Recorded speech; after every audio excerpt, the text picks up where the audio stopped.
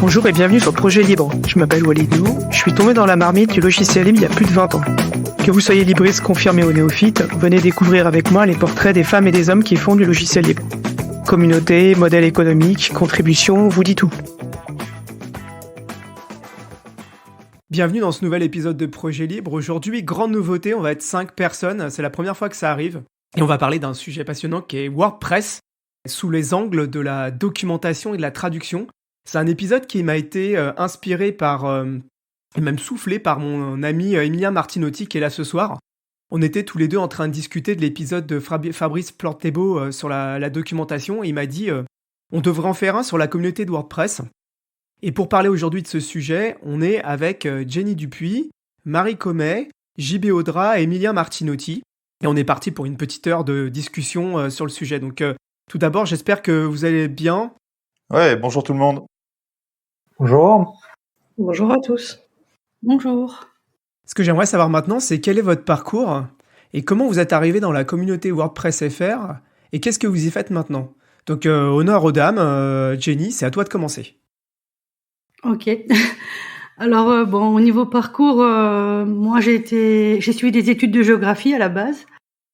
Et puis après ma thèse, je suis partie à Toulouse me former au système d'information géographique.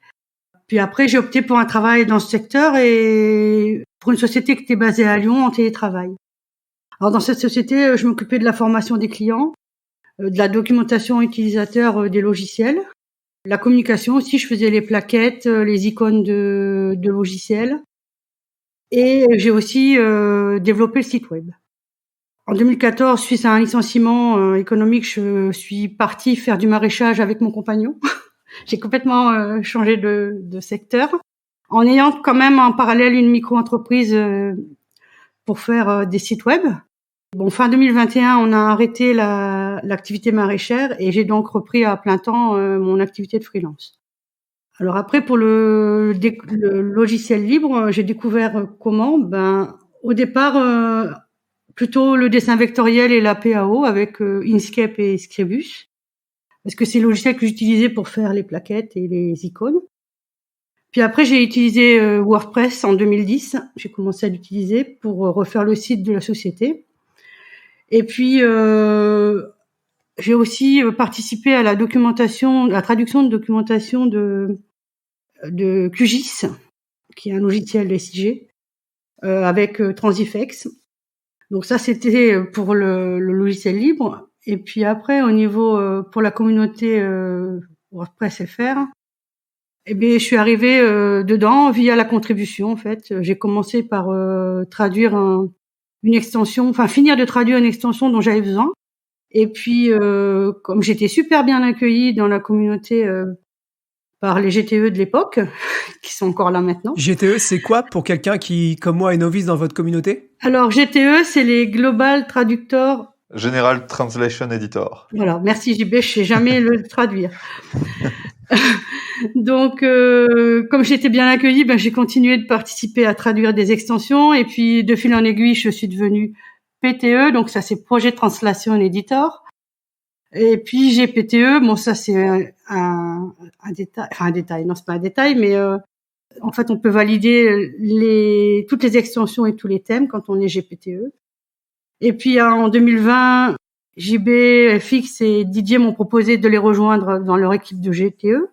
Et puis au final, maintenant, je contribue à 2 équipes en français, à la doc et à la traduction, et aussi dans l'équipe training qui est internationale. Et Marie, pour toi ? Alors moi, au niveau de parcours d'études, j'étais partie au départ plutôt sur la communication graphique, l'histoire de l'art, les arts appliqués. Et puis j'ai rapidement dérivé sur plutôt les sites internet, créer des sites. C'est en faisant un stage que j'ai découvert WordPress. Donc merci beaucoup à mon maître de stage de l'époque. Donc j'ai découvert WordPress comme ça et puis depuis je l'ai plus lâché. Comment t'es arrivée dans la communauté ? J'y suis arrivée parce que j'ai créé mon auto-entreprise, j'étais freelance pour la création de sites. Et j'ai découvert qu'il y avait des meet-up WordPress sur Toulouse, à côté de chez moi. Et c'est comme ça que j'ai découvert la communauté. Après, j'étais à mon premier WordCamp. Et puis, ça s'enchaîne, quoi. Ça ne s'arrête plus.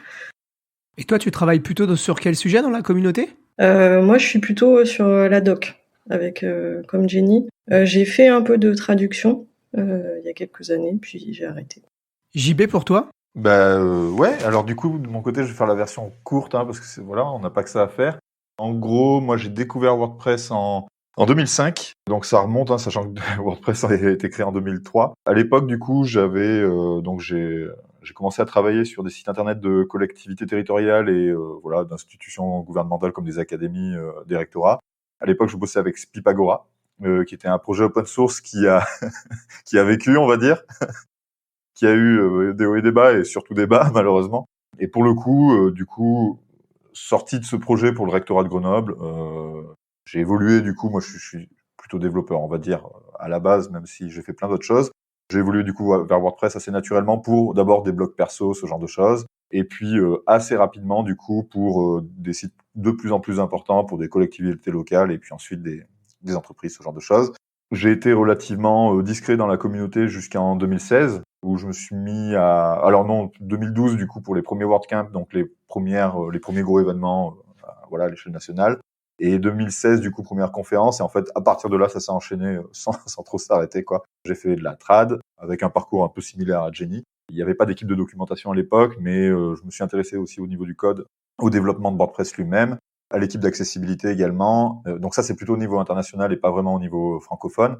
Et à partir de là, du coup, voilà, j'ai eu plus d'activités, on va dire côté core, donc côté cœur du CMS, que sur le reste. Ça a pris un peu le pas sur le reste et j'ai passé 2 ans du coup représentant de l'équipe core du CMS. Là, je le suis plus parce qu'on tourne. Et aujourd'hui, je suis core committeur, donc ça veut dire que j'ai les clés du code source, quoi, en gros, pour simplifier. Je continue à accompagner un petit peu la partie trad. Pour la partie documentation, donc c'est un truc qu'on a un peu lancé tous les trois à la base, mais sur lequel moi j'ai pas eu autant de temps, enfin autant de possibilités de planning que nécessaire du coup pour m'en occuper. C'est Jenny et Marie qui sont les représentantes, les grandes chefs de l'équipe de documentation. Et puis j'essaye de les accompagner comme je peux en donnant un peu des conseils parce que typiquement je travaille beaucoup sur les versions de WordPress qui vont sortir. Il y en a une qui arrive très bientôt là. Et du coup en essayant de donner des conseils sur la doc, mais c'est Jenny et Marie qui ont les clés de cette partie-là de la contribution. Génial. Et pour finir, Emilien? Alors, de mon côté, moi j'ai commencé avec le logiciel libre en 2005-2007, lors d'un stage où mon tuteur il m'a déjà mis sous Linux 10 minutes après être arrivé dans le bureau. Et de là, il m'a dit tu peux utiliser ce que tu veux du moment que c'est libre. Donc à partir de là, j'ai commencé à travailler avec. WordPress, je suis arrivé dedans en 2014. Non, un petit peu avant, 2012, je crois. Et de là, après, j'ai été dans différentes agences, principalement en tant que développeur. Et là, depuis quelques temps, je suis un peu sur le Slack de WordPress France. Et je contribue pas trop au niveau documentation et le reste. Et trad, mais plus j'aide les uns les autres. Alors, premier gros sujet qu'on va aborder, c'est la communauté WordPress FR. Est-ce que quelqu'un pourrait me dire qu'en est la communauté et qu'est-ce qui fait que la communauté naît, en fait? Ouh, c'est vieux.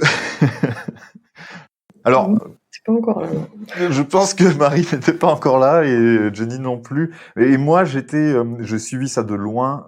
Par contre, Marie, du coup, connaît des personnes, enfin travaille chez des personnes, dans une entreprise du coup où il y a des personnes qui étaient là à la création de la communauté francophone et je pense notamment à Amaury. On a en fait des personnes encore qui historiquement ont été là à la création, qui sont encore là. Je pense à Didier Wolforg, donc qui fait partie de l'équipe encore, de traduction en tout cas. Et ce qui s'est passé, c'est qu'en fait, WordPress francophone est tout simplement la première communauté localisée au monde en fait de WordPress. Et à l'époque, ça a commencé avec un forum, comme bien souvent dans l'open source, j'ai envie de dire. Ça a évolué. Ensuite, il y a eu des événements organisés, parmi les premiers événements au monde en fait. De ce côté-là, c'est ce on les appelle les Yoda, ceux qui étaient là au tout début. Aujourd'hui, c'est des gens qui ont bien sûr un peu diminué leur contribution parce qu'on peut pas faire ça pendant 20 ans. Enfin, c'est difficile de faire ça pendant 20 ans. Donc on est un peu quelque part de la nouvelle génération. Enfin, perso, on n'est pas très nouveau non plus. Si, peut-être Marie un peu plus, mais voilà. Alors quand on parle de communauté WordPress FR, qu'est-ce qui définit la communauté? Est-ce que c'est un Slack? Est-ce que c'est d'événements? Qu'est-ce que c'est la communauté WordPress FR? Ouais, au quotidien, c'est vrai qu'en virtuel, il y a le Slack. Il y a aussi un forum. bon, exception française, il est hébergé sur son site à lui et pas sur le site wordpress.org. Et après, c'est aussi les WordCamp et puis les meet-up qui permettent, voilà, dans l'année de revoir un peu les mêmes personnes, mais aussi des nouvelles têtes. Je pense que c'est super important de se voir en vrai lors d'événements. On estime à combien de personnes à peu près cette communauté WordPress FR ? Ouf. Par exemple, dans le no-code, nous, la communauté, on l'estime par le nombre de personnes qu'il y a sur le Slack de No-Code France. Alors, on a un petit problème de compte spam sur le Slack, donc on a dû être 30 000 à un moment donné, mais c'est pas du tout représentatif du nombre de personnes réellement actives. Hein. Enfin, je sais pas combien on est exactement actuellement. Plusieurs centaines, je pense. Plusieurs centaines, ouais, on pourrait dire ça, ouais. Donc c'est des personnes, voilà, qui viennent aussi sur les événements et dans les meet-up. En partie, et les événements souvent sont la porte d'entrée quand même pour beaucoup de monde. Ça a été mon cas, hein, perso, dans la communauté. Bah, Marie aussi, elle a dit le Meetup Toulouse. Oui, moi aussi. Ouais, bah, toi aussi, en fait. Le WordCamp Bordeaux, c'est là que j'ai rencontré Fix. Bon, je l'avais déjà rencontré sur le Slack, mais bon, de se voir en vrai, ça change un peu la donne, quoi. Bah ouais, c'est ça. Ouais. Et je pense que c'est le cas de beaucoup de gens. Il y a beaucoup de gens qui intègrent la communauté, qui se mettent à faire un peu de la traduction, etc. Alors on a un truc dans les WordCamp, c'est que on essaye, c'est pas toujours le cas, mais on essaye sur la journée précédente, ça a été le cas là au dernier, où j'étais pas d'ailleurs, mais elles pourront en parler, Marie et Jenny, où il y a ce qu'on appelle une journée de contribution, un contributeur day, et là du coup, bah, l'idée c'est de découvrir un peu comment ça marche, la contribution, et comment finalement passer de suiveurs, d'utilisateurs ou d'utilisatrices du CMS à acteurs carrément du CMS. Et ça peut paraître très impressionnant comme ça. En fait, au final, bah voilà, tu nous as devant toi. On est juste des humains, hein, donc c'est très facile de s'intégrer. Et donc ces WordCamp, c'est des événements qui sont organisés dans différents lieux, mais est-ce qu'on peut aussi les suivre à distance ? Non, on peut pas les suivre à distance, mais il y a depuis plusieurs années, depuis plusieurs WordCamp, il y a une prise de vue, il y a des vidéos qui sont ensuite remises sur WordPress TV. Mais bon, avec un laps de temps plus ou moins long selon le montage. Enfin, après, il y a tout le montage. Or, c'est quand même... c'est mieux d'y être. Mais bon, c'est vrai qu'on peut pas se déplacer à tous les WordCamp à chaque fois, quoi. Enfin, tout le monde ne peut pas aller à tous les WordCamp.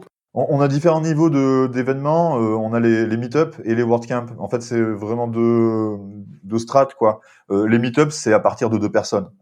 Donc, si dans ta ville, il y a 2 personnes intéressées par WordPress, tu peux organiser un meet-up. Tu fais une soirée dans ton bistrot préféré et voilà, terminé, c'est un meet-up, il est créé, il existe. De ce côté-là, en fait, une fois qu'il y a un certain nombre de personnes, il est possible de faire reconnaître officiellement ce meet-up par wordpress.org et là, du coup, tu deviens réellement le meet-up de ta ville, quoi. Et à partir de ça, quand un meet-up devient suffisamment gros, important, avec des personnes qui sont allées à des événements plus gros, etc., il est possible d'organiser ce qu'on appelle un WordCamp. Et donc ça, c'est un événement qui est appelé régional, mais disons que voilà, on a 2, maximum 3 WordCamp par an en France, donc c'est à chaque fois des événements nationaux. Là, le dernier, c'était Biarritz. Jenny et Marie y étaient, elles pourront en parler mieux que moi. Mais c'est un événement qui a donné des personnes de toute la France, voilà, voire même peut-être au-delà. D'ailleurs. Donc ça veut dire que n'importe lequel de vous 4 ici, vous pouvez organiser un WordCamp à partir du moment où la communauté est assez grosse. Et dans vos régions, Marie, Jenny et Emilien, est-ce qu'il y a déjà eu des WordCamp ? Alors à Toulouse, non, mais apparemment c'est planifié là, c'est en cours d'organisation. Il y aura un premier WordCamp Toulouse. Je sais pas si c'est cette année ou l'année prochaine, mais ça va se faire. L'an prochain. Ça doit faire quelques années qu'il y a le meet-up et là je pense qu'ils se sont sentis suffisamment nombreux en tant qu'organisateurs pour lancer ce chantier-là. Et à Toulouse, par exemple, dans les meet-up, il y a beaucoup de monde ? Il y a eu des fois où il y avait pas mal de monde, 30-40 personnes. Ça dépend des sujets, parce qu'à chaque fois, il y a une petite présentation qui est faite. Donc, il y a des sujets qui vont ameuter plus ou moins de personnes. Et ils se retrouvent une fois par mois. Moi, ça fait un petit moment que j'y suis plus allée. Je fais ma feignante. Mais si, il y a du monde. Et si vous êtes du côté de Toulouse, allez-y faire un tour. C'est sympa. Moi, à l'époque, j'étais de Montpellier. Donc, à Montpellier, on a pas trop de WordCamp, enfin de Meetup WordPress. C'était plus une fois il y avait eu la FUP qui avait organisé un truc un peu autour de WordPress, juste qu'on parlait. Mais c'était bien sympa parce que ça drainait un peu la communauté de Montpellier. Moi, je travaille en Haute-Savoie, par contre, il y en a un à Genève. J'ai pas eu l'occasion encore, mais ça pourrait être intéressant. Et qui a organisé plusieurs fois d'ailleurs des WordCamp et qui a co-organisé l'année dernière carrément un WordCamp suisse, enfin Switzerland du coup. Qui pour le coup, donc ça c'est vraiment les WordCamp, les vrais WordCamp nationaux qui regroupent en fait plusieurs WordCamp qui eux-mêmes regroupent des meet-up quoi. Donc là c'est vraiment l'échelle un peu au-dessus Et sachant qu'il y a chaque année, c'est juste pour finir un peu les différents niveaux de strates qu'il y a, chaque année on a aussi un WordCamp Europe avec un lieu tournant, un peu comme les JO. Il y a plusieurs candidats chaque année, plusieurs pays candidats, et du coup il y a un pays qui est retenu. Donc là cette année c'était à Athènes et le prochain est en Italie. Donc là, ce que j'entends, c'est que votre communauté, elle est très bien structurée, mais comment elle interagit avec les autres communautés des autres pays et avec l'équipe de développement de WordPress? Il y a, nous on a un Slack WordPress francophone qui est notre petit lieu à nous entre francophones et pas français d'ailleurs, parce que il y a des Belges, il y a des Suisses, il y a en fait toute la francophonie, hein, et donc c'est des pays qui peuvent être situés en Afrique, en Amérique du Sud, n'importe où, hein, peu importe. Ensuite derrière il y a un Slack donc qui s'appelle le Slack makewordpress.org, qui lui du coup est destiné uniquement à la contribution. C'est pas de l'entraide ou de poser sa question sur WordPress, etc. Non, c'est contribuer au projet WordPress. Et ce Slack, en fait, il est tenu par ce qu'on appelle la fondation WordPress, donc qui est une fondation open source et qui dispose des droits, hein, tout simplement, sur la marque WordPress. Et c'est eux qui financent d'abord les WordCamp et qui accompagnent les organisateurs et organisatrices justement à tout ça. Et du coup, c'est eux qui, on a une team en fait qui s'appelait WordCamp Central avant, qui s'appelle Community maintenant, Community Central. Bon, enfin bref, les termes changent, mais peu importe. Il y a une team qui s'occupe justement de structurer les WordCamp, d'aider du coup les organisateurs et organisatrices, de valider aussi les WordCamp pour s'assurer qu'ils ont les reins suffisamment solides pour tenir ce genre d'événement, sachant que chez nous, et c'est un peu propre à WordPress, je sais pas si c'est pareil dans d'autres CMS, d'autres communautés, mais on est relativement tranquille au niveau au niveau finance, puisqu'on a des gros sponsors globaux qui permettent, quand tu organises un WordCamp, tu sais déjà que l'aspect finance, il faut bien sûr chercher un peu des sponsors, etc. Mais l'aspect finance est déjà couvert par ces sponsors globaux. Et voilà, tu as des WordCamp qui sont ultra bénéficiaires, d'autres qui sont un peu qui ne le sont pas du tout, qui sont pas, enfin voilà, qui arrivent pas à rentabiliser avec les inscriptions ou ce genre de choses. Bah en fait, ça se compense à l'échelle globale, à l'échelle mondiale en fait finalement. Donc voilà, c'est vrai qu'on a cette chance quand on organise un WordCamp d'avoir la fondation derrière qui nous suit. Donc les communautés discutent entre elles sur ce Slack, donc c'est en anglais uniquement, sur ce Slack makewordpress.org, c'est là-bas que tout est centralisé. Et donc là, tous les quatre, vous êtes sur ce Slack? Ouais. Il vous arrive de rencontrer d'autres personnes des autres pays avec lesquels vous interagissez? Moi non, jamais. Ah bah si, il y avait je sais plus son nom, qui est de Suisse. Et ça va pas me revenir. Patricia. J'ai rencontré Patricia, que j'ai rencontrée à Biarritz. Ah oui, j'avais pas cité qu'elle était suisse en fait. Ben oui, en fait, elle parle français, alors on était un peu. Et puis vous allez au WordCamp Europe, enfin en tout cas Marie, je t'y ai déjà vu. Ouais, j'y étais, mais j'ai pas tellement fait l'effort d'aller parler en anglais. La prochaine fois. Les maudits français. Ouais. Non, de mon côté perso, j'ai fait pas mal de WordCamp Europe, et quand j'ai commencé à contribuer au cœur et notamment à diriger ma première petite version de WordPress, j'étais allé au WordCamp US à Nashville. Bon, je le referai pas parce qu'aujourd'hui j'essaie de faire un peu plus attention à mon bilan carbone, mais voilà, oui, perso j'essaie quand même un peu de rencontrer assez régulièrement du coup les personnes. Pareil, je suis pas allé à Athènes cette année parce que voilà, machin, mais pareil, une histoire de personnel par rapport au gros trajet en avion. En revanche, l'année prochaine, c'est en Italie, c'est très proche, donc perso, je prévois d'y aller. Et comme d'habitude, à chaque fois sur ces WordCamp Europe, on est facile une bonne 50aine de Français et Françaises du coup à s'y retrouver. Ouais. Donc si on passe maintenant sur la traduction et la documentation, commençons disons par la traduction. Moi, ce que j'aimerais comprendre, c'est comment vous êtes organisé en fait, comment vous fonctionnez, et déjà combien de personnes vous êtes dans cette équipe? Plus de 4000. Non, en France, il y a 4080 plus ou moins contributeurs, en sachant que dans le lot, il y a des gens qui sont là quotidiennement et des gens qui participent à une extension ou un thème parce qu'ils en ont besoin à un moment donné et qu'on revoit jamais. Mais il y a quand même après 180 PTE à peu près, donc des gens qui sont quand même qui sont responsables d'un projet. Un peu plus présents dans le projet. Vous traduisez le cœur de WordPress et les extensions, c'est bien ça? Et les thèmes. Tout ce qui est sur les répertoires WordPress qui est en open source, ça peut être traduit. Alors tout n'est pas traduit, hein. Il y a des extensions qui sont pas traduites, mais oui, les thèmes et extensions font partie de ce qui est traduit dans le projet WordPress. Je pense qu'on est à peu près tous rentrés par le même portillon. à savoir, tu utilises une extension, il n'y a pas de traduction disponible. Plutôt que me plaindre que c'est pas disponible en français, traduis-la, quoi. Et du coup, tu te mets à traduire ton extension, tu te rends compte que c'est complètement à ta portée. Potentiellement, tu sais que la fois suivante, du coup, tu prends une autre que tu utilises et qui est pas tout à fait traduite à 100% ou qui l'est même pas du tout. Et c'est comme ça que finalement, on a pas mal de gens hein, dans le chat de traduction de notre Slack. C'est des gens qui sont rentrés parce qu'ils avaient d'abord le besoin de traduire ce qu'ils utilisaient, hein, tout simplement. Donc c'est pour ça que ça paraît énorme le nombre de 4000 contributeurs et contributrices. En réalité, il y a beaucoup de personnes qui ont eu un besoin une fois en fait de traduire quelque chose et donc de contribuer. Et voilà, ils ont obtenu ce qu'ils voulaient. Et la communauté en retour a obtenu la traduction d'une extension, quoi. Donc voilà. Mais alors, comment vous faites pour vous organiser, pour savoir qui traduit les chaînes du cœur de l'application, les chaînes des extensions Comment vous faites pour interagir tous les uns avec les autres? Tu sais, déjà, juste pour commencer, sur les journées de contribution, on a toujours des gens qui arrivent et qui disent moi j'aimerais bien contribuer à WordPress, mais qu'est-ce que je peux faire? Enfin, je sais pas, je sais pas comment ça marche ni rien. En fait, le premier truc qu'on dit systématiquement, et Jenny, je pense que tu seras complètement d'accord avec ça, le premier truc qu'on dit toujours, c'est commence par traduire un truc que tu utilises au quotidien qui te servira à quelque chose. Et en plus, ce qui est intéressant, c'est que forcément, c'est quelque chose que tu connais, et donc du coup, que tu seras tu seras la personne pertinente pour traduire ce truc-là. Finalement, les gens, ils arrivent par là, hein, et ça fonctionne très bien. Il y en a qui restent, il y en a qui partent. Sur l'organisation, je laisse Jenny, du coup, notre reine de l'organisation, et de l'établissement des règles. C'est pas tellement ça que je voulais dire, c'était que WordPress en lui-même est bien organisé pour la contribution parce que il suffit de créer un profil. Donc, on se connecte à wordpress.org et à partir de là, on peut intégrer plein d'équipes.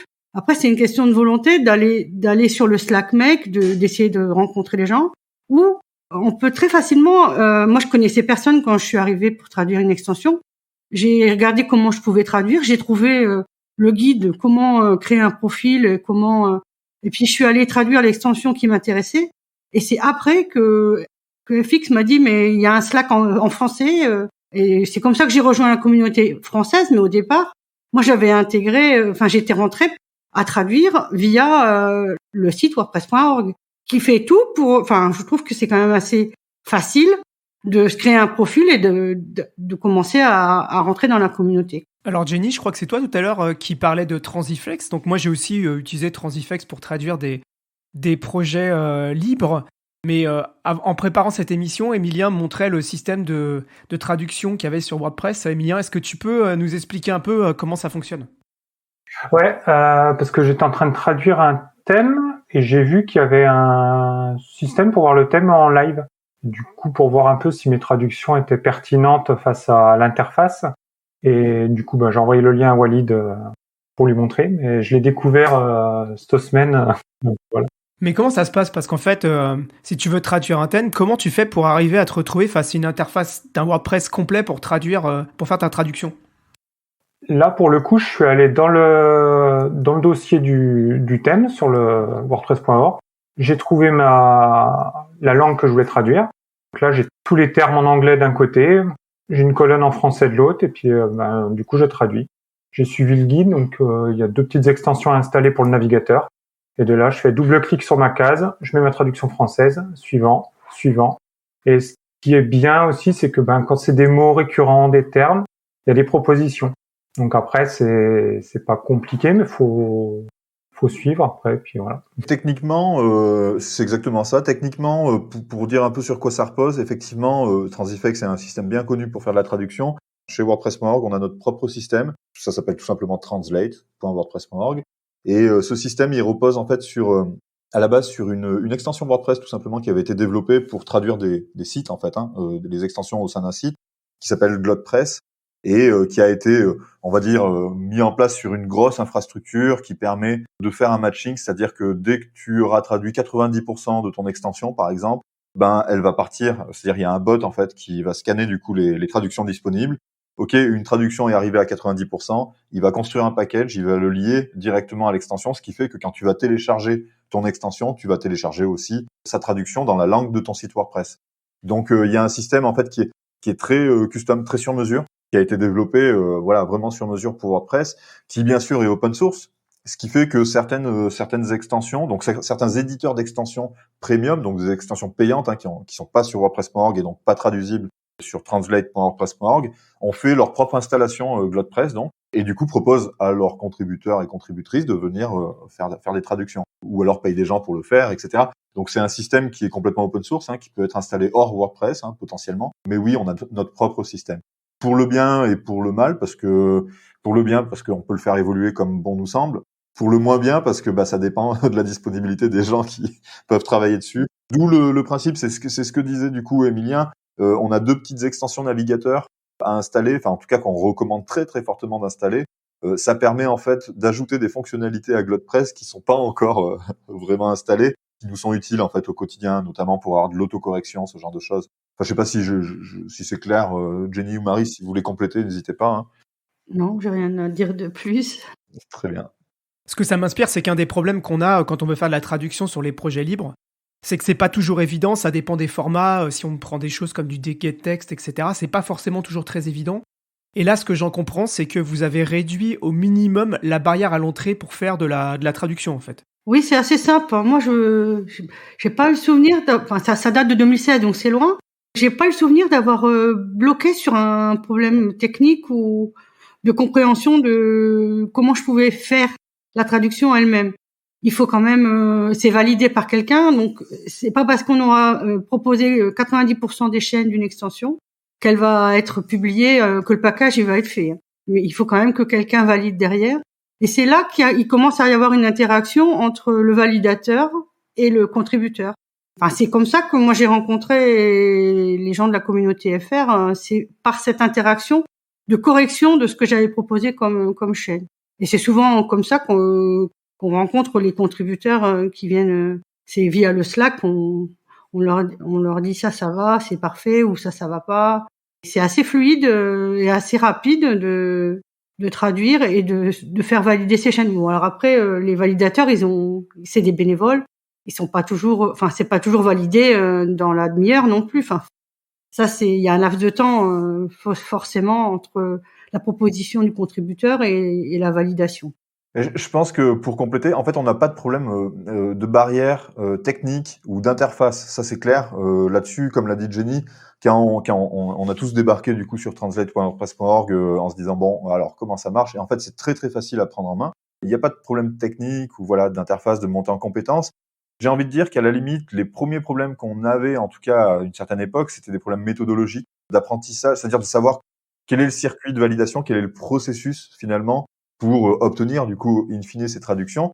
Et d'ailleurs, je tiens à dire que Jenny elle parlait qu'elle n'a pas eu de blocage, mais elle a surtout débloqué beaucoup de gens en écrivant notamment les règles. Alors pas les règles de traduction, mais en faisant ce qu'on appelle un handbook, donc un guide en fait finalement. Et je pense que finalement notre principal challenge ces dernières années, ça a été de faire évoluer l'onboarding des nouveaux en fait.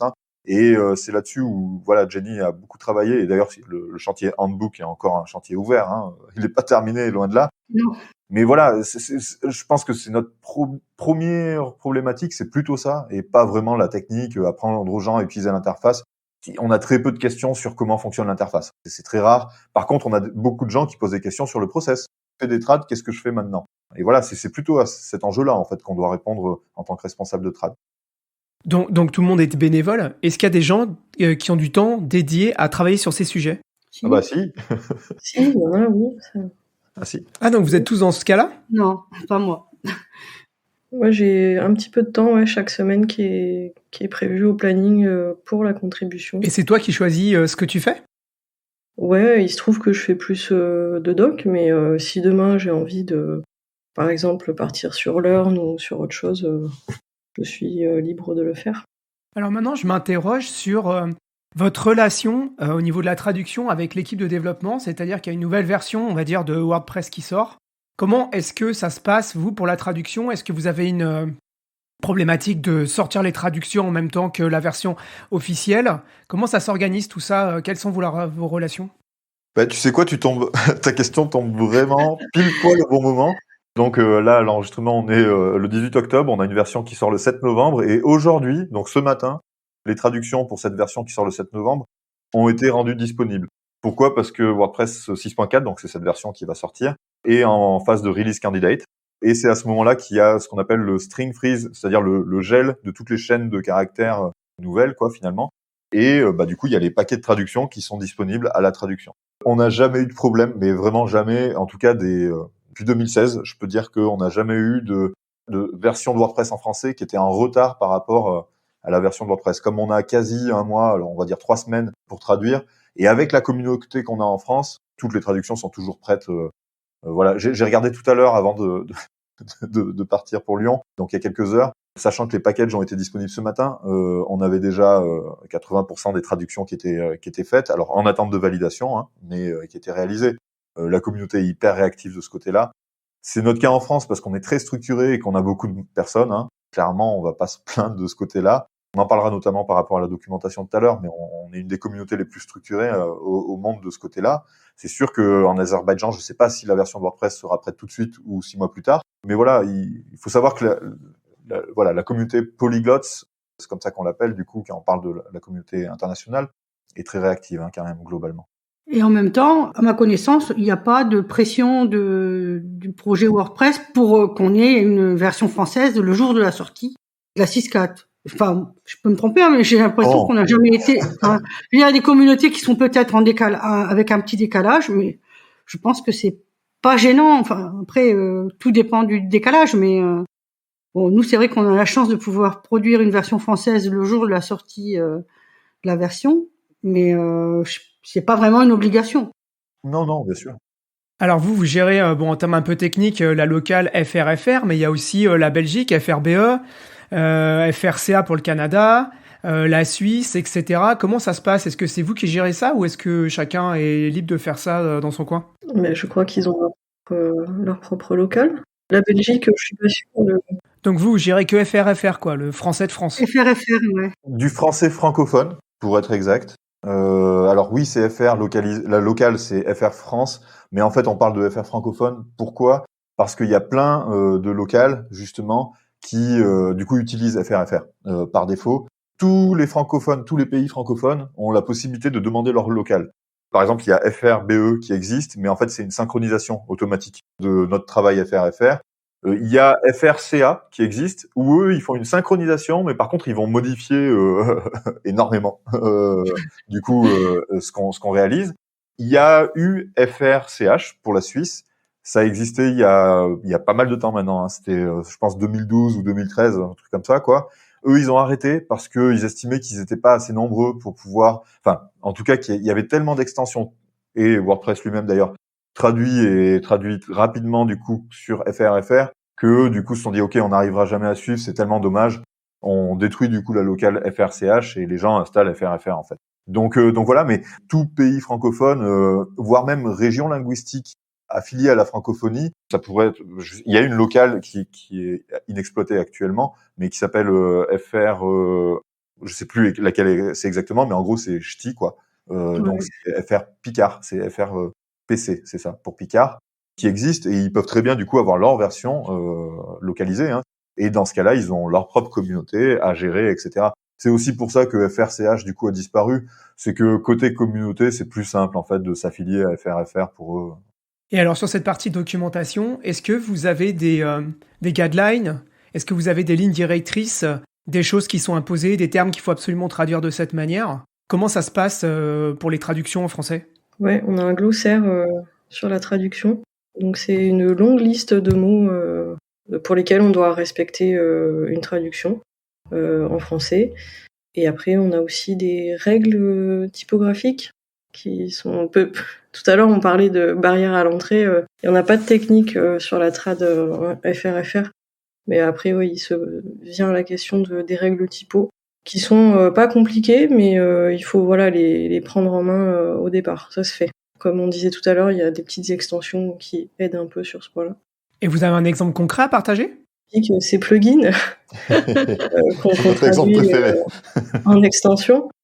Et après, il y en a plein. C'est histoire d'avoir un référentiel sur des termes qui reviennent souvent. Parfois, ça fait l'objet de débats lors des réunions. Quand on se pose la question, comment est-ce qu'on le traduit? Donc, il y a débat. Voilà, pour donner un exemple, on a parlé récemment de la traduction de spam. qui aujourd'hui officiellement dans WordPress.org, c'est indésirable, courrier indésirable et etc. Qui a été remis en question. Pourquoi est-ce que spam finalement ça serait pas plus simple, etc. Donc il y a des débats. Du coup c'est une fois par mois, hein, on se retrouve et on met en question justement des choix de traduction.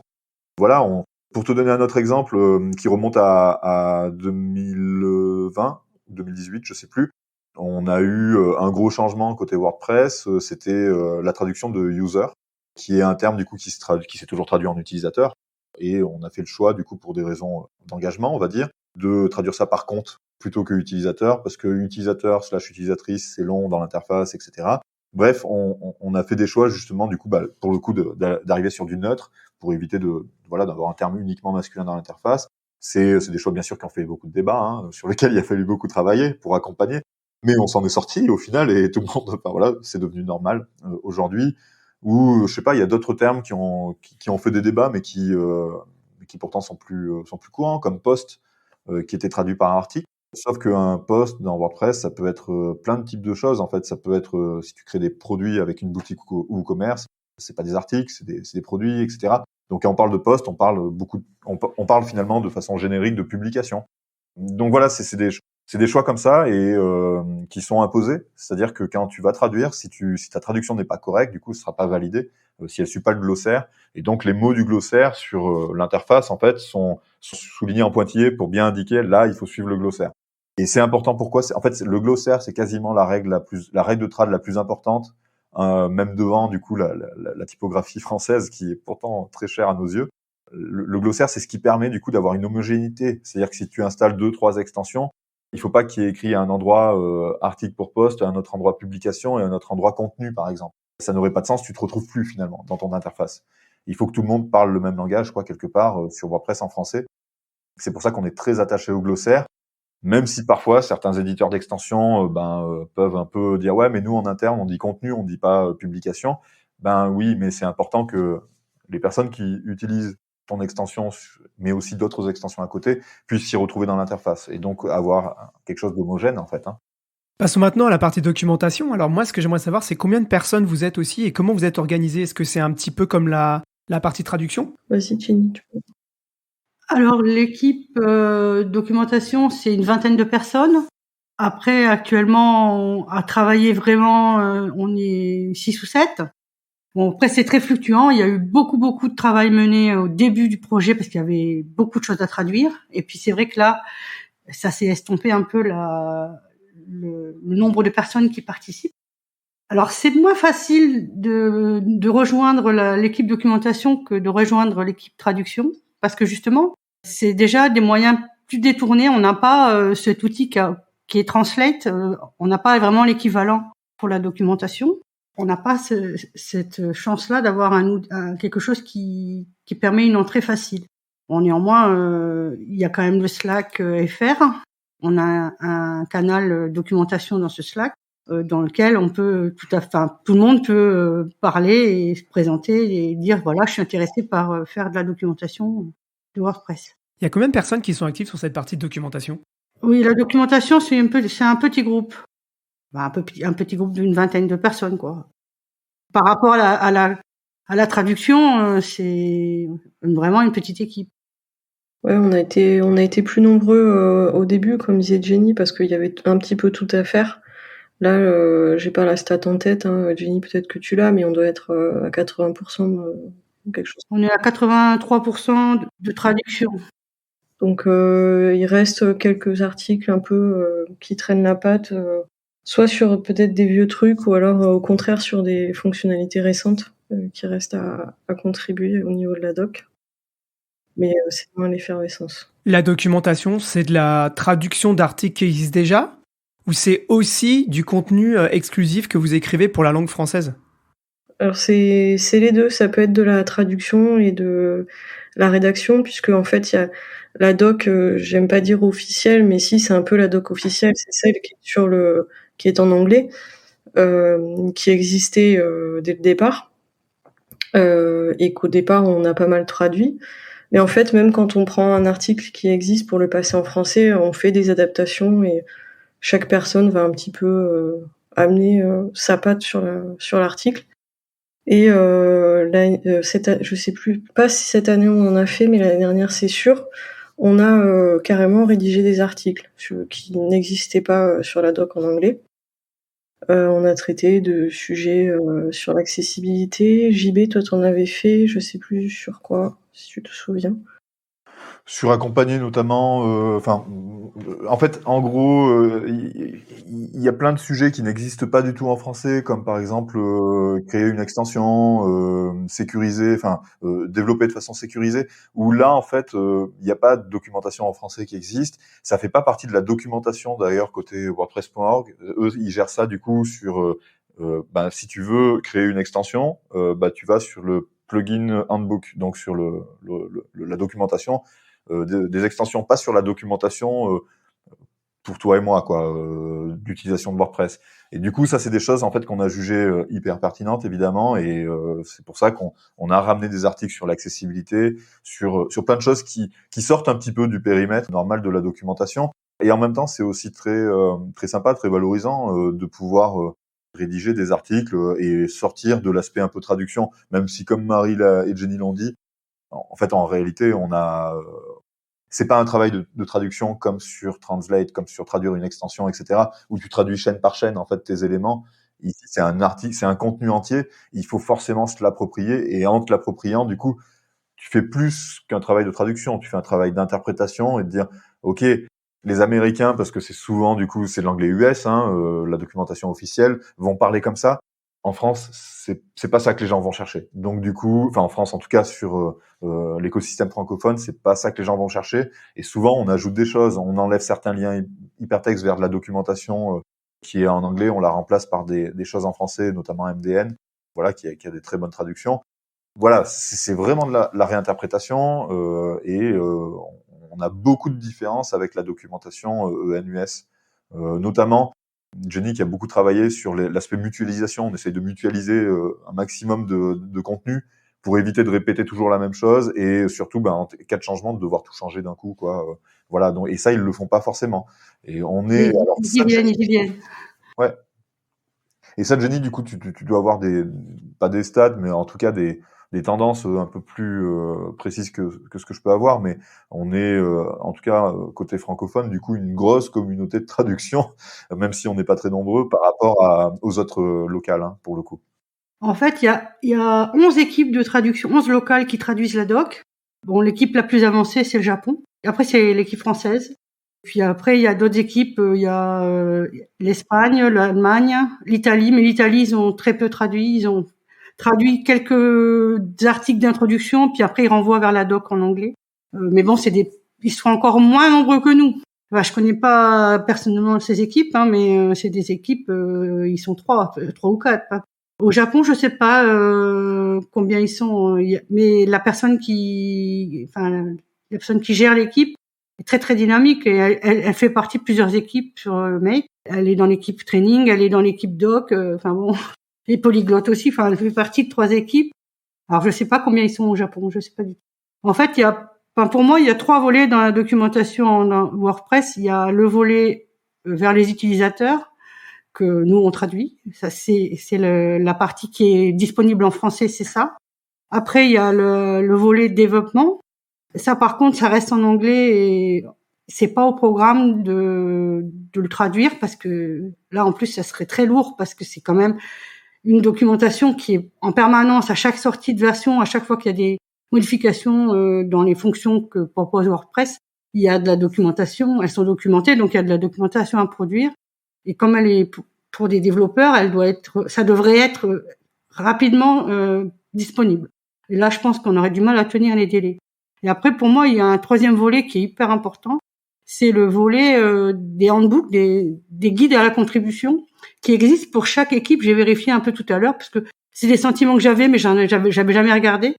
Et bon, j'ai pas regardé toutes les équipes parce qu'il y en a une douzaine, mais pratiquement toutes les équipes ont leur handbook. Et nous aussi, on a notre handbook. Et là encore, c'est pas une traduction littérale des handbooks anglais.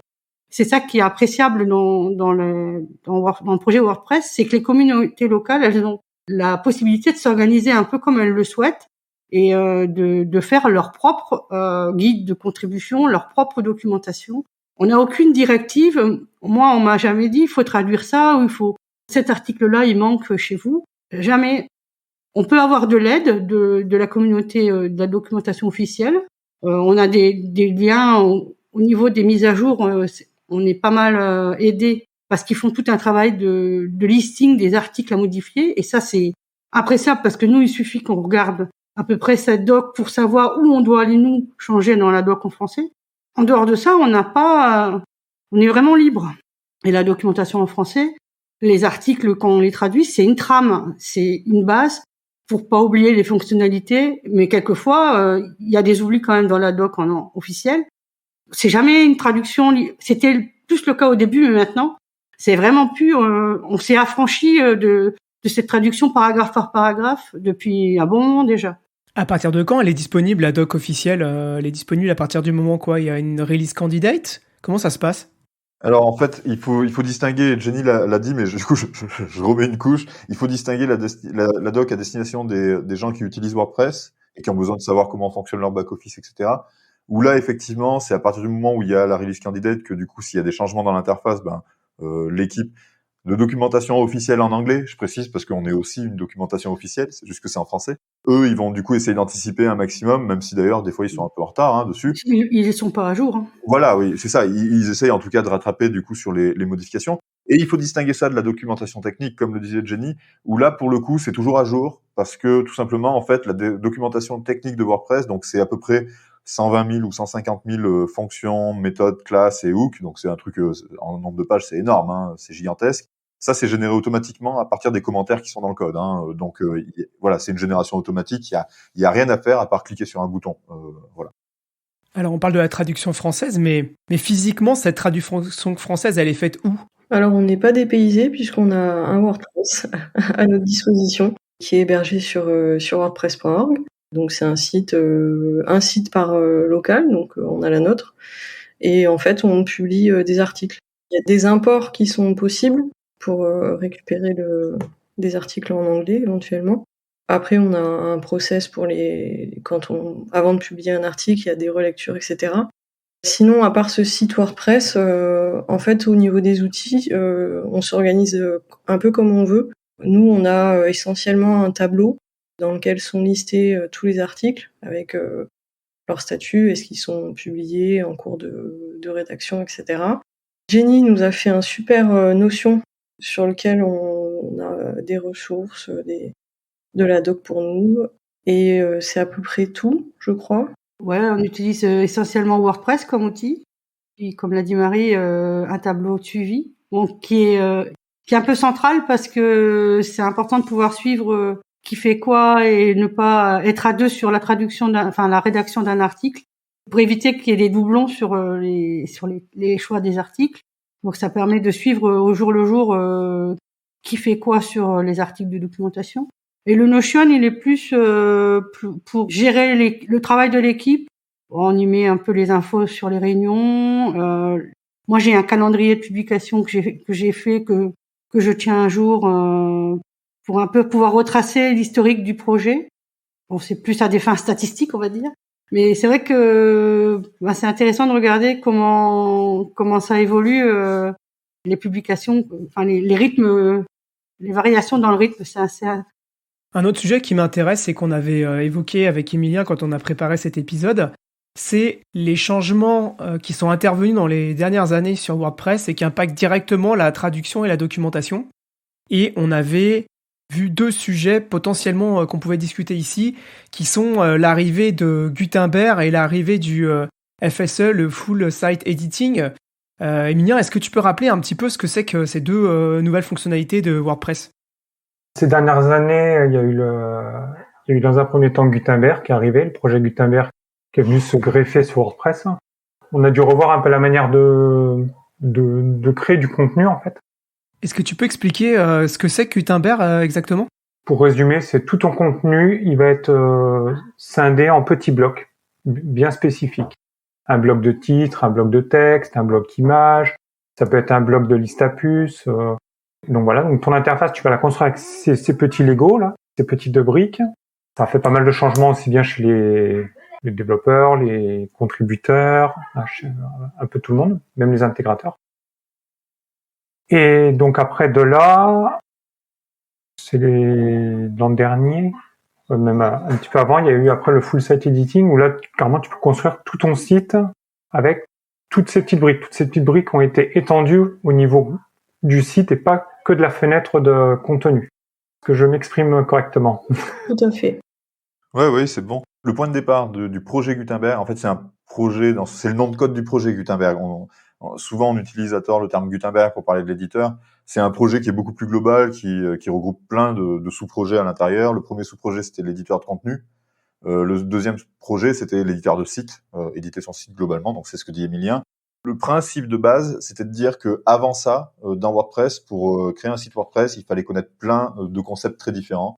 Le concept de shortcode, le concept de, bien sûr, la petite fenêtre TinyMCE pour mettre son contenu, le concept de widget, le concept de comment gérer ses menus, etc. Et là, l'idée, en fait, avec ce projet Gutenberg, c'est que tout soit géré avec des petits blocs indépendants, des petits Lego qui permettent de faire des tâches très spécialisées, finalement. C'est ça, en fait, qui sous-tend, du coup, tout ce projet-là, avec le projet de ne pas en faire un éditeur pour WordPress. Le projet Gutenberg, bien sûr, est appliqué en premier lieu sur WordPress, mais l'objectif, c'est d'avoir un projet d'éditeur universel. Et d'ailleurs, Gutenberg, donc en tant que projet, a été implémenté sur pas mal de projets. Drupal, il y a très longtemps. C'est passé un peu l'abandon, mais là, il y a eu des sous injectés par le cofondateur de WordPress, des sous personnels, enfin via son entreprise en tout cas, à lui, pour aider Drupal à intégrer Gutenberg un petit peu mieux. Il y a un package de Gutenberg pour Laravel qui existe également, et pour plein d'applications mobiles aussi. Donc voilà, c'est un projet qui va au-delà de WordPress. Bien sûr, WordPress reste son territoire d'expression premier, on va dire. Mais c'est un projet qui va plus loin que ça. Comment ces fonctionnalités majeures, elles vous impactent, vous, derrière, sur la documentation? Sur la doc, ça fait, comme c'est de toute façon un enrichissement de l'outil et de l'interface, ça veut dire documenter plus de choses par définition. C'est pas si dur que ça parce que on va documenter par exemple bloc par bloc, donc ça fait pas non plus des choses très très longues à rédiger. Il y a 2-3 articles qui sont un peu costauds là sur justement le FSE, l'éditeur de modèles, etc. Mais on va y arriver. Et sur la traduction, moi au niveau de la contribution, j'ai pas vu grand changement. Par contre, côté développement, il a fallu se mettre un petit peu à internationaliser du JavaScript dans la douleur au début, mais bon, finalement, ça se fait. Donc, si je reformule ma question, est-ce qu'il y a des fonctionnalités de WordPress qui ont fait un gros travail pour vous derrière en termes de traduction et de documentation? Ou alors, est-ce que finalement, c'est juste de l'incrémental, des releases incrémentales avec un peu de travail à chaque fois, mais que c'est pas non plus un travail incroyable? On a commencé la traduction de la documentation. Gutenberg était déjà implémenté, donc il y avait déjà des articles dessus. Enfin, moi, je remarque quand même qu'à chaque release, on est obligé d'aller quand même mettre à jour, et on n'est pas à la page tout à fait dans la doc en français, comme la doc officielle. Hein. On n'est pas vraiment synchro par rapport à la version actuelle téléchargeable de WordPress. Tu poses la question de la contrainte que ça fait reposer sur nous, sur les équipes de contribution.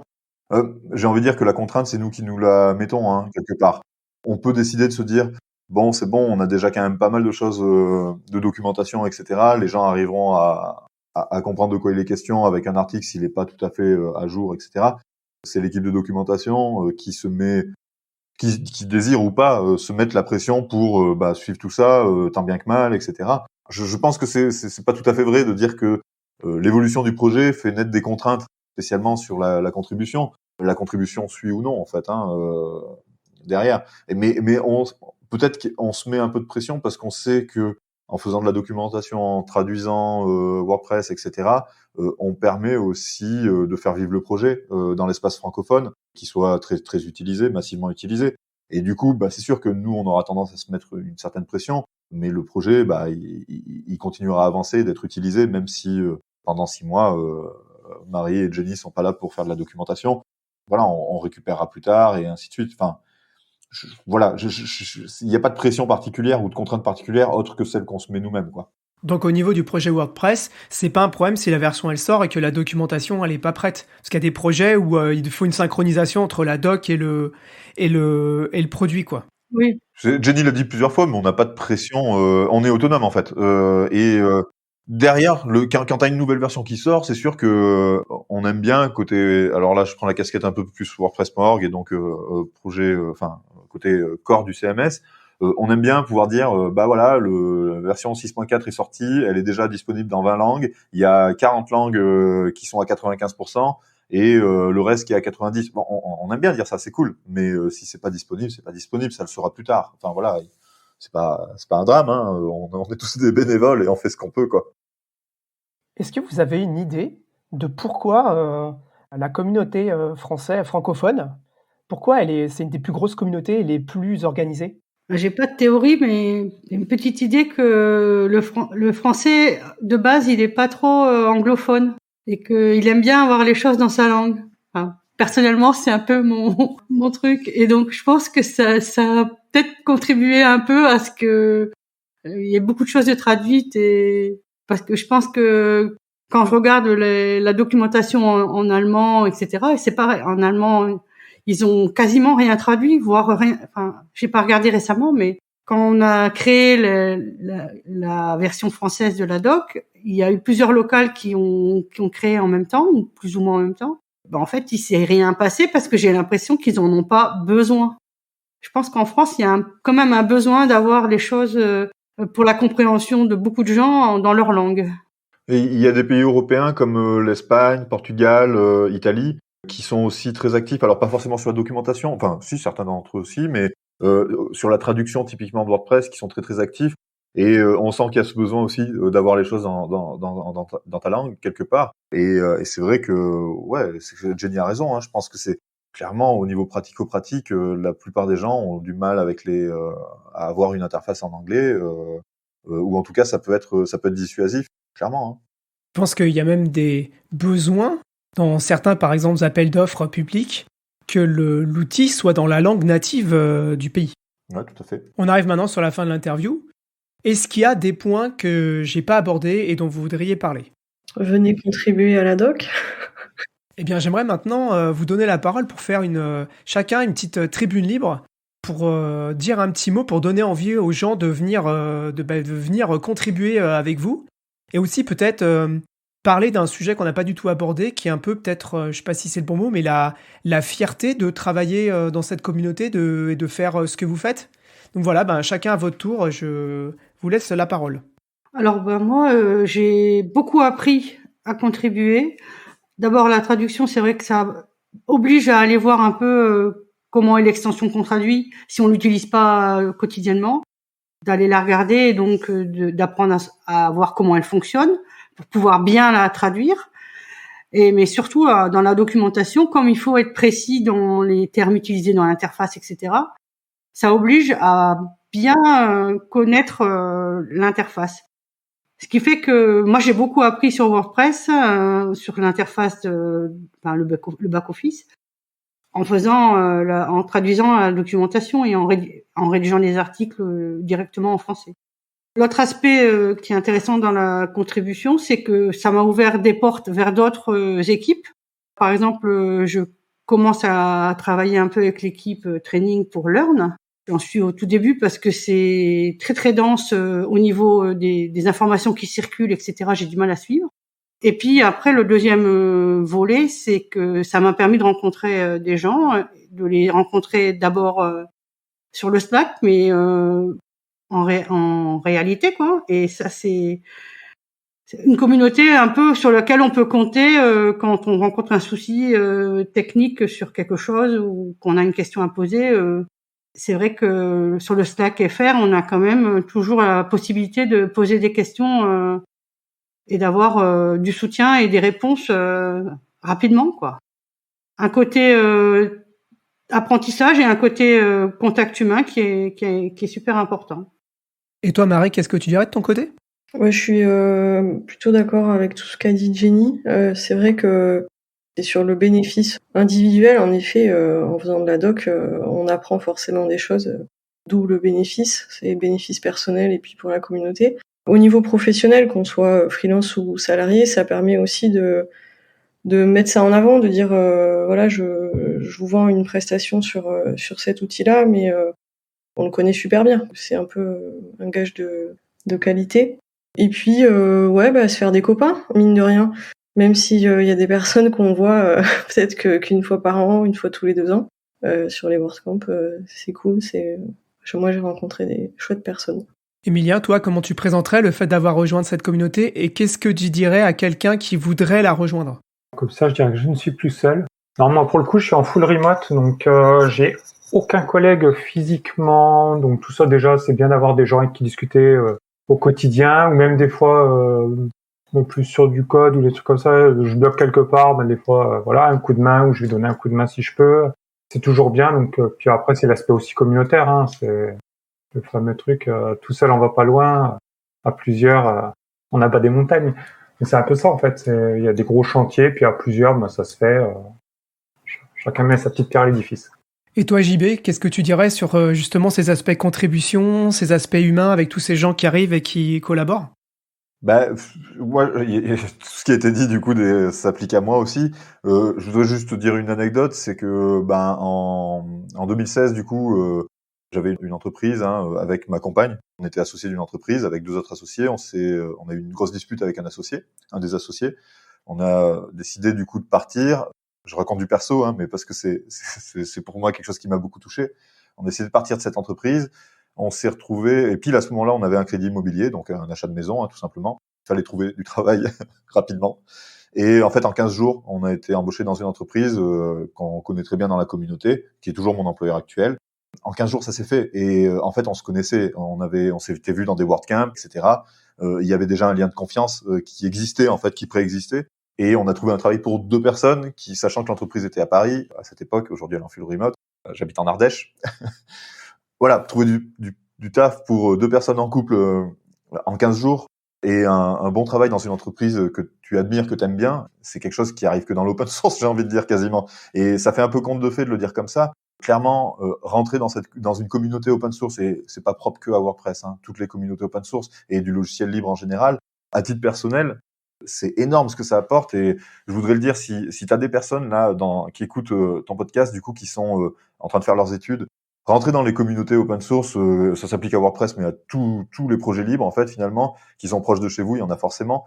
Et vous savez pas ce que ça peut vous apporter. Moi, je savais pas ce que ça pourrait m'apporter potentiellement, mais voilà, aujourd'hui, ça fait 15 ans que WordPress me remplit mon frigo, quoi, quelque part. Voilà, moi, c'est le conseil que j'ai à donner. C'est surtout, si vous êtes en sortie d'études, en fin d'études, ou même dans les études, c'est un truc à privilégier à 100% dans votre réseautage, c'est rentrer dans des communautés open source. Vous apprendrez plein de choses, c'est ce qu'ont dit Jenny et Marie, et vous allez tisser un tissu relationnel qui sera inestimable, en fait. JB, j'ai vécu exactement la même aventure que toi, en changeant de boulot et en donnant un CV dans une société d'en face, et en quelques jours aussi, j'avais changé de boulot. Ah, super. Et ce que je voudrais rappeler, c'est encore une fois, je le dis souvent, c'est que le logiciel libre, c'est des femmes et des hommes, et quand ça marche bien, c'est grâce aux femmes et aux hommes. Et quand ça marche pas, c'est à cause des femmes et des hommes. Et là, ça fait plaisir de voir que toute cette communauté, elle tient comme ça, avec des gens qui contribuent. C'est vraiment super, surtout pour moi, quelqu'un comme moi qui est juste un utilisateur et qui connaît pas plus que ça. J'espère que je vais pouvoir faire dans les mois à venir d'autres interviews autour des mêmes sujets pour d'autres communautés, d'autres logiciels. Et puis voilà, chères auditrices, auditeurs, comme d'habitude, n'hésitez pas à en parler autour de vous. Vous pouvez me laisser des commentaires aussi sur Mastodon, vous pouvez me laisser des commentaires aussi sur LinkedIn. Voilà, n'hésitez pas à faire tourner si ça vous plaît et à vous abonner sur les plateformes de streaming pour suivre les prochains épisodes. Et écoutez, merci beaucoup à toutes et à tous. Et puis portez-vous bien, et puis à une prochaine. Merci beaucoup. Avec plaisir, Walid, et merci pour ton accueil, c'était super. Merci à toi. Merci. Au revoir.